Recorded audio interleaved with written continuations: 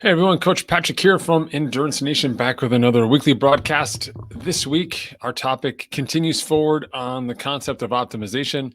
For those of you who may recall, frequent listeners of this show, I know that about a couple weeks ago, maybe like 6, 8 weeks ago, I introduced the concept of key daily questions.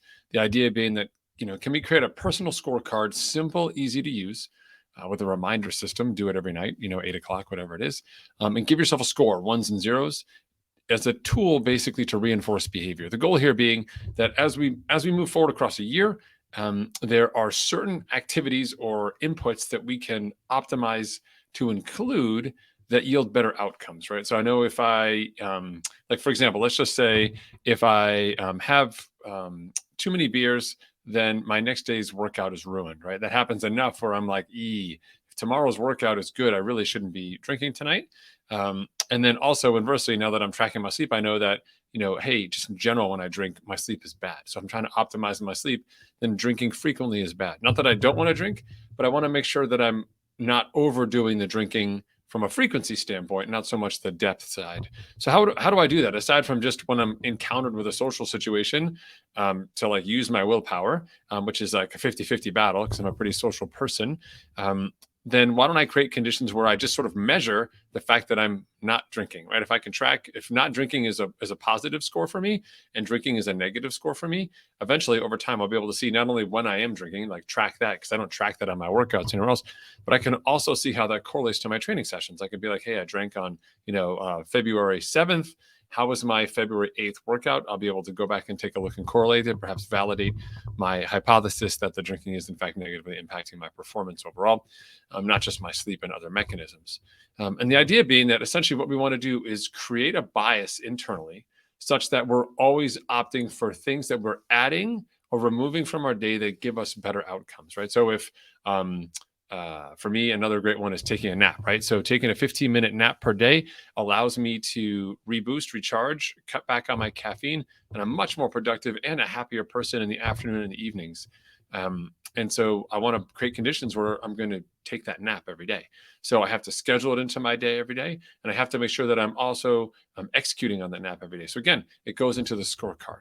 And then basically by including more of the positive and removing some of the negative, effectively optimizing my daily schedule again and again and again to just create better outcomes, better mood, better focus, just better outputs, better me, like essentially at the end of the day, rather than every time I'm faced with a decision, I have to decide, well, do I want to do this or do I not want to do this, right? Like someone will say, hey, I can go skiing this weekend.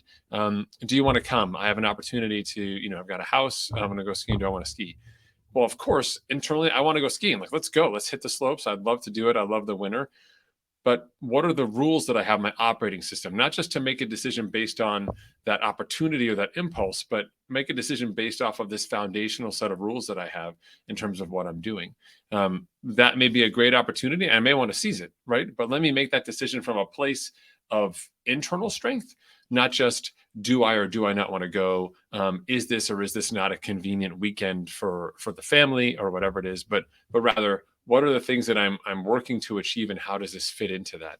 Again, not to say that we wouldn't take an outstanding opportunity or unique opportunity, but let's make that decision from a place that's consistent with the daily values that you're building into your time, right? So in that case, maybe going skiing with the guys means drinking a lot of beer, right? So in that case, I know that I really don't want to drink, so I could make a deal with myself to say, hey, I'll go, but I'm really going to keep it to just drinking, at the bar, at the mountain, not going home and then drinking again, for example, right? They know nothing like a $8 or $10 beer to make you not want to drink too much, right?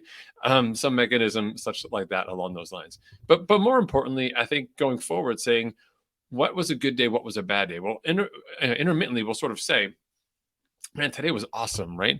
Like when your significant other or a family or a friend, whatever, you check in sort of end of the day, and people be like, hey, how was your day? Like, it was awesome. Well, what made that an awesome day for you versus a not awesome day? You can actually drill down on that and find things that made it more awesome or less awesome. Some of those items out of your control, right? Not inside your box. I can't control what happens like news wise, what's happening out there. Right? I can't control what's happening with my kids' days and what's happening with their grades and their teachers.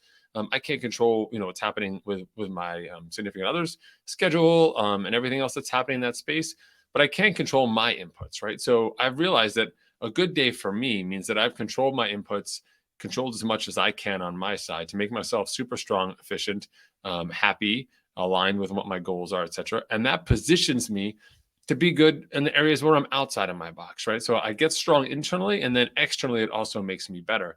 And I've realized that I need more of the better side of this, and um, it starts here. It starts at home, essentially. It starts with the work that I'm doing. So that said, let's dive into the project because I have made some edits since the last time that I shared this information with you. So I just want to be mindful of that. Okay, so here's the sheet. Super simple key daily questions. And essentially 1 is a yes, 0 is a no. We can see here, let me go to the window myself so I have it. You can see here that I started on December 7th, and I'm coming all the way through to today. So almost 2 months time now, almost 8 weeks, etc. So ones there, zeros, no, you can see that. So you can start to sense a trend. I could probably come up with some better color organization here so I could see how things are working. And then these are some newer ones, like no values here means like a new one. I wonder if I can put like a little dash in there. I probably could do that so I know that like, hey, this is, I wasn't tracking this at that time. Similar with this one, which I literally just put in today, and more on that in a second. So the idea being that, hey, how am I reinforcing this behavior? Where do things look? So my key elements here that I've been tracking this whole time: did I nap today? Because I know that a 15-minute nap makes a big difference. Did I weigh in today? I want to be accountable to myself in terms of what I'm doing. More on that later. Did I HRV today? Been doing HRV now for 2 months. Super informative and instructive. Did I sleep 7 hours? Still struggling with that one. Did I fiber today? Keep me healthy. Did I not drink alcohol? We talked about that. No travel or commuting. I do have to travel and commute for work and often on the weekends for kids sports. And that's pretty disruptive to my rest, etc. You can see that like I had bad sleep and I did have to travel, bad sleep. I had to travel. It's a pretty consistent pattern there. Did I connect with someone from the family today? Like, how's that working? Right. And what days of the week? I could probably optimize for like Saturdays and Sundays in here. Let me make a note on that. That'd be kind of neat to see what that looks like in terms of like, hey, am I doing a good job connecting on the weekends or the weekdays? Where is that? And can I improve upon that? All right. Did I build positive relationships today outside of home? Am I doing something positive? Interacting with other people, being a good human being out there. Did I set clear goals? This is a good one for me.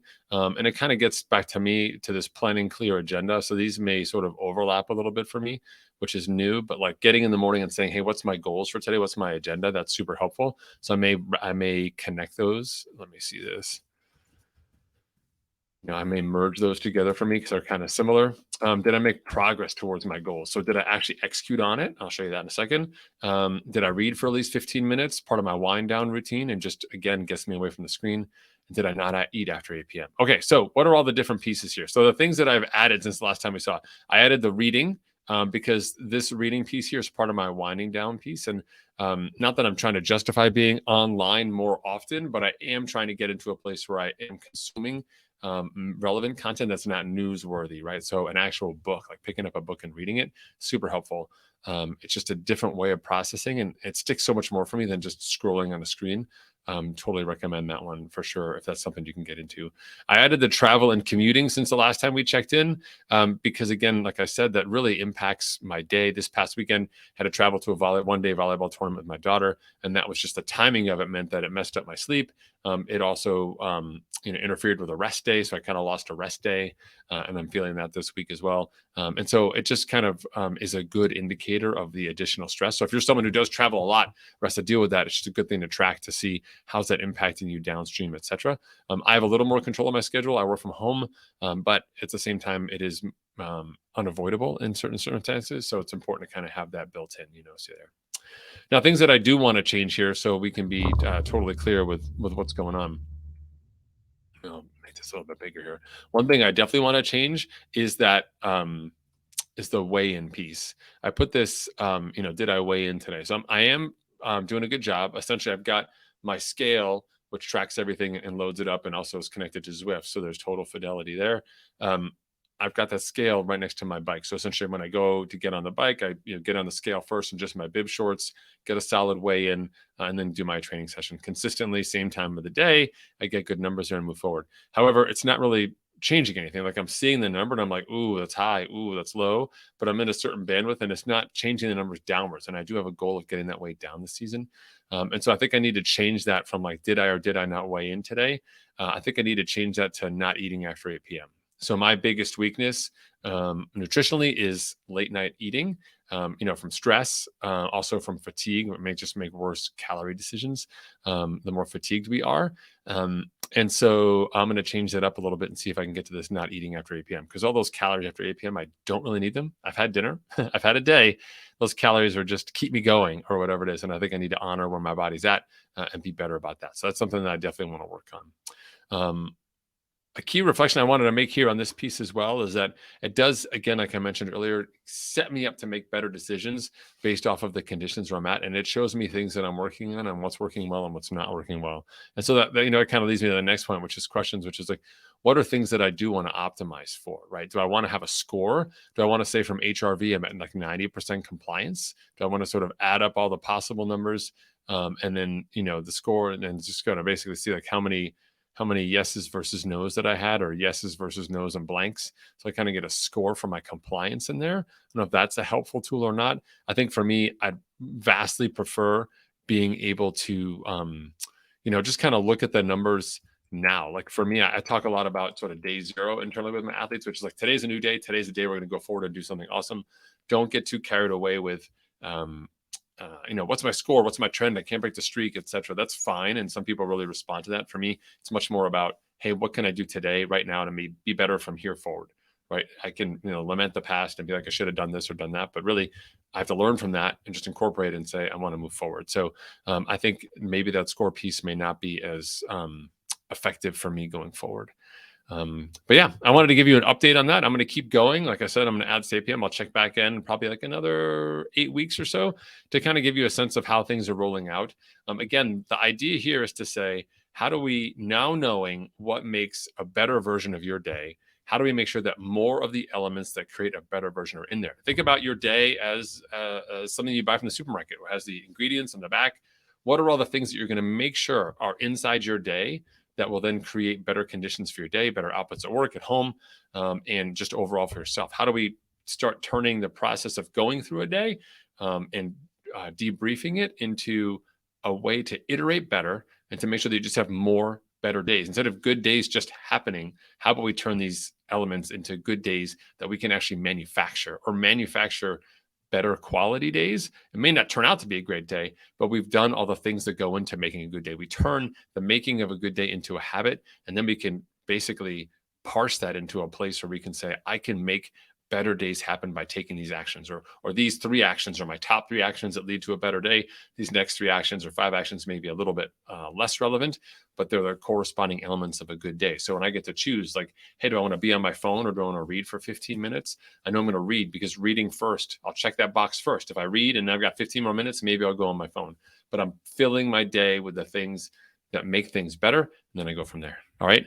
Hopefully this has inspired you to think a little bit about optimizations. If you want to know more about the Key Daily Questions project, or if you want an access or a link to the template, shoot me a DM or reply in the comments on the socials, wherever you may find us, on Facebook and YouTube.